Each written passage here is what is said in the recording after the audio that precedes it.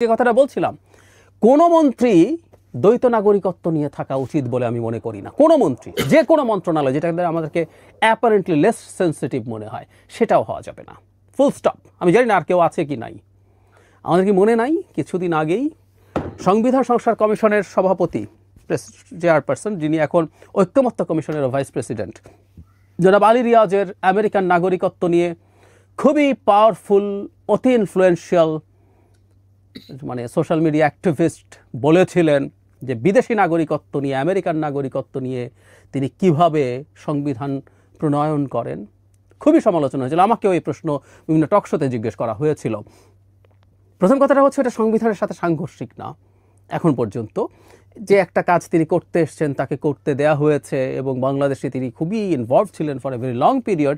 তারপরে এই প্রশ্নটা নৈতিকভাবে কেউ করতে পারেন। আসলে একটা দেশের সংবিধান লিখছি আমরা, যেখানে আমেরিকান পাসপোর্টধারী একজন মানুষ সেই কাজটা করেছেন। যদি সেটা হয়ে থাকে, একজন মন্ত্রী হচ্ছেন কিভাবে একই রকম ক্রাইটেরিয়া নিয়ে, আমাদের শোরগোল করা দরকার। একটু বলে রাখি আবারও, আমরা এখনও নিশ্চিত নই।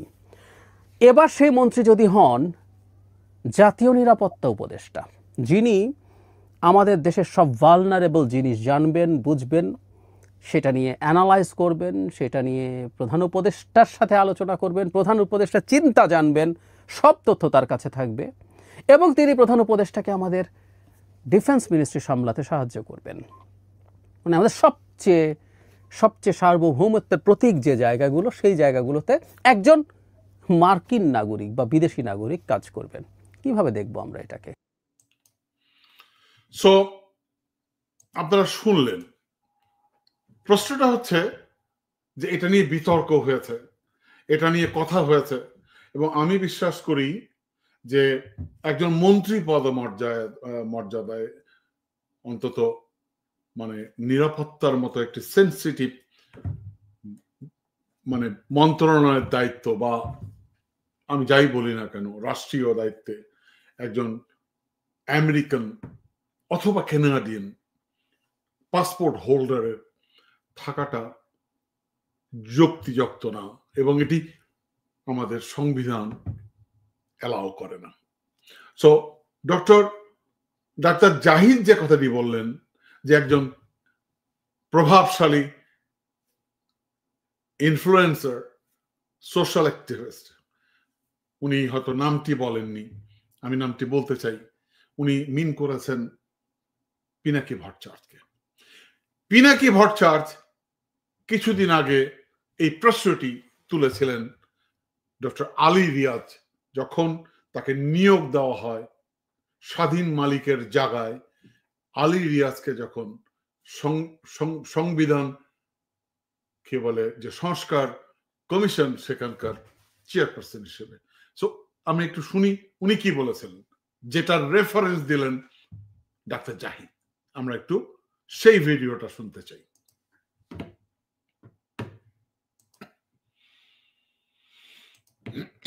উনি কেমন টিচার সে আলাপে আজকে আর গেলাম না, যদি দরকার পড়ে যাব। আমাদের ভবিষ্যতের সরকার যে সংবিধানের শপথ নিবে, সেই সংবিধান সংশোধনের জন্য আমাদের এমন একজনকে নিয়োগ করতে হবে যার পাসপোর্টটা বিদেশি আর যে নেটোর কাজ করে।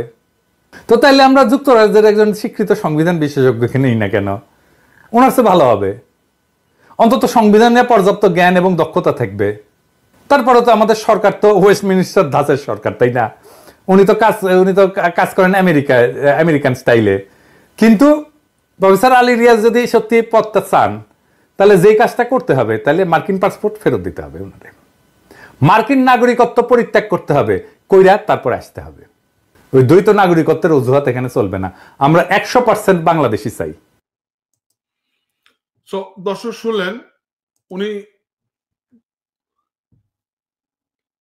পিনাকি ভট্টাচার্য বললেন যে নাগরিকত্ব পরিত্যাগ করতে হবে এবং আমরা 100% খাঁটি বাংলাদেশ চাই। আচ্ছা, এখন প্রশ্ন হচ্ছে, আমি বিশ্বাস করি, আমি মনে করি, যেমনটি ডাক্তার জাহেদ বললেন, আমিও একই রকম বলি, এটি একটি টাস্ক ফোর্স। এটি একটি টাস্ক ফোর্স বলতে এটি একটি প্রজেক্ট। আমি যদি মনে করি রাষ্ট্রীয় মানে একটা দেশ, যদি আমি এইভাবে ভাবি, একটা দেশ বা একটা রাষ্ট্র যদি মনে করে যে আমরা কিছু এক্সপার্ট পিপলকে হায়ার করব, তারা আমাদের জন্য কিছু প্রস্তাবনা তৈরি করবেন, তার কারণ আলী রিয়াজ সাহেব যে প্রস্তাবনাগুলো তৈরি করছেন, এই প্রস্তাবনাগুলো পরবর্তী কোনো নির্বাচিত সরকার এসে তারা যদি রেকটিফাই যতক্ষণ পর্যন্ত করবে না, ততক্ষণ পর্যন্ত সেটি আইনে রূপান্তরিত হবে না। আরেকটি ওয়ে হয়তো আছে, রাষ্ট্রপতি যদি অধ্যাদেশ জারি করে, সেক্ষেত্রে হয়তো সেটি আইনে পরিণত হতে পারে, কিন্তু পরবর্তী সংসদ যদি সেটি বাতিল করে দেয়, রেকটিফাই না করে, তাহলে সেটি আবার বিপদের মধ্যে পড়বে। তো সে কারণে আলী রিয়াজকে যদি আমরা মনে করি উনাকে যে দায়িত্ব দেওয়া হয়েছে, এটি একটি প্রজেক্ট, এটি একটি এক্সপার্ট, অর্থাৎ একজন এক্সপার্টকে এখানে নিয়ে এসে একটা একটা কি বলে দায়িত্ব দেওয়া হয়েছে, সংস্কার মানে সংবিধানের সংস্কার কিভাবে করা যাবে, যে প্রস্তাবনাগুলো উনি দেবেন। সো এটা আমি মনে করি এটা অতটা গুরুত্বপূর্ণ বিষয় না, যতটা না গুরুত্বপূর্ণ বিষয় একজন মন্ত্রী হিসেবে রাষ্ট্রীয় উপদেষ্টা, অর্থাৎ একজন উপদেষ্টা পদমর্যাদায় যিনি প্রধান উপদেষ্টার সহকারী হিসেবে নিযুক্ত হচ্ছেন, মানে একটি বাংলাদেশের নিরাপত্তা নিয়ে যিনি কাজ করবেন। এবং সবচেয়ে বিষয়টা হচ্ছে, একটা জিনিস কল্পনা করতে হবে, একটা জিনিস বুঝতে হবে, যে এই ব্যক্তির কাছে রাষ্ট্রীয় সমস্ত গোপনীয় তথ্য আমরা সরবরাহ করব, তাকে করতে হবে। এটাই মানে আমি যদি মনে করি তার টার্মস অফ রেফারেন্সটা কি, অর্থাৎ তার যে দায়িত্ব, সেই দায়িত্বটা সম্পর্কে আমরা জানি না। আমি দাবি করছি তার দায়িত্ব সম্পর্কে সরকারের একটা পরিষ্কার ধারণা আমাদেরকে দেওয়া উচিত। তার কারণ এটি খুব সেন্সিটিভ একটি পদ, সেন্সিটিভ একটি জব, সেন্সিটিভ একটি কাজ। সো আলী রিয়াজের রেসপন্সিবিলিটি, টার্মস অফ রেফারেন্স এবং ডক্টর খলিলের টার্মস অফ রেফারেন্স, রেসপন্সিবিলিটি এক কখনোই হবে না, ইম্পসিবল। সো এখন আমার প্রশ্ন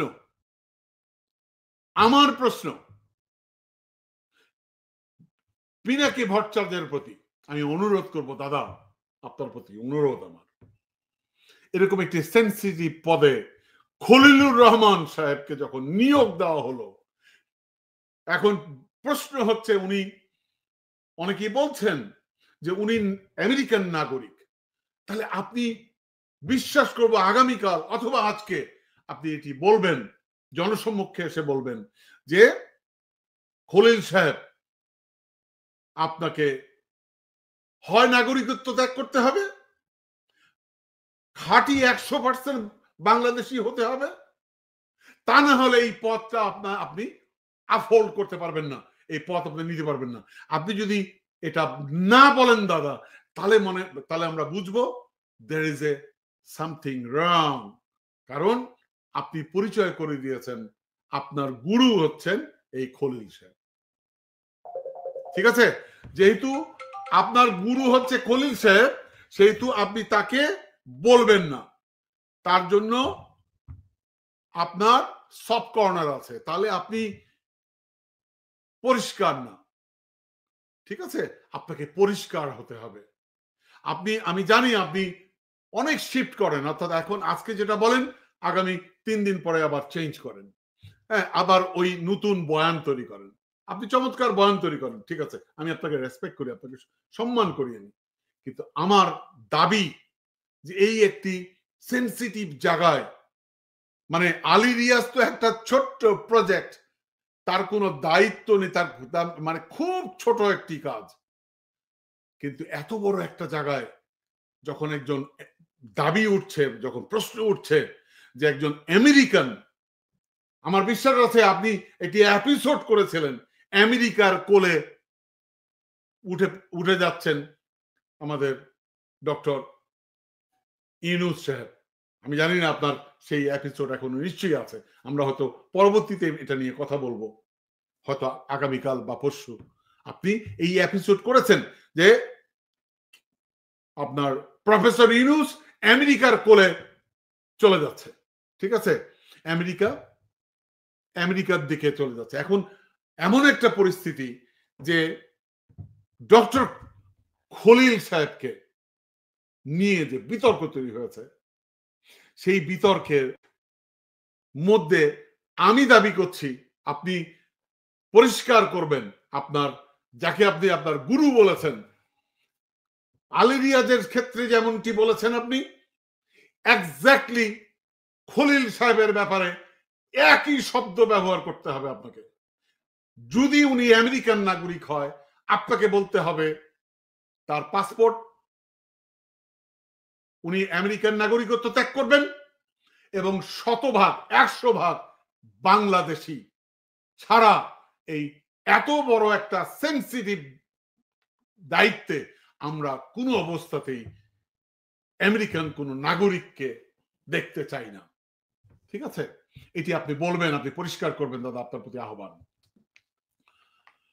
পরিশেষে আরেকটি কথা বলতে চাই আমি আমাদের সম্মানিত ডক্টর ইউনূস স্যারকে। স্যার, এই বিষয়গুলো খুবই সেন্সিটিভ। আমি জানি আপনি উদার মানুষ এবং আমি বিশ্বাস করি আপনি উদার, উদার মানে কি, আপনি উদার না হলে এত বড় হতে পারতেন না।